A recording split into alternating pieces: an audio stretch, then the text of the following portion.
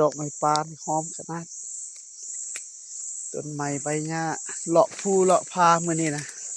เลาะป่าเลาะห้วยไปเที่ยวกับหัวหน้าเพิ่นพาไปเที่ยวงามเกือบซ้ำในนิยายแหละต้นไม้ใบหญ้าไม่นอนคนตายก็คือว่าเป็นอันนี้เนาะ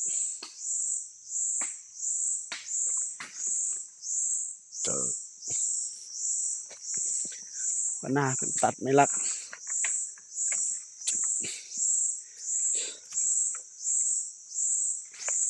สวยสดงดงาม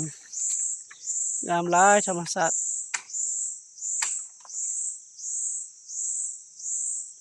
ต้นไม้ใบเขียวถ้าผู้ใดอยากมาลินมาเที่ยวอยากมาเที่ยวมาชมเนาะธรรมชาติก็เชิญมาได้เด้อถ้าผู้ใดอยากมาผ่อนคลายอยากมาสัมผัสบรรยากาศธรรมชาติก็มาได้ทางนี้สิพาไปดอกความงาม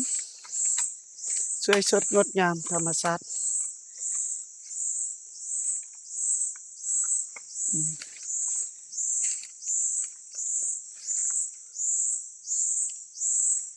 ในนามีปลาในนามีข้าวแต่ว่าเฮาเดินทางมานี่ก็เพื่อมาพักผ่อนหย่อนอารมณ์พักกูดพักเกิดก็ว่ากันไปอันใดก็สวยสดงดงามซ้ำกับในนิยายเลยความงาม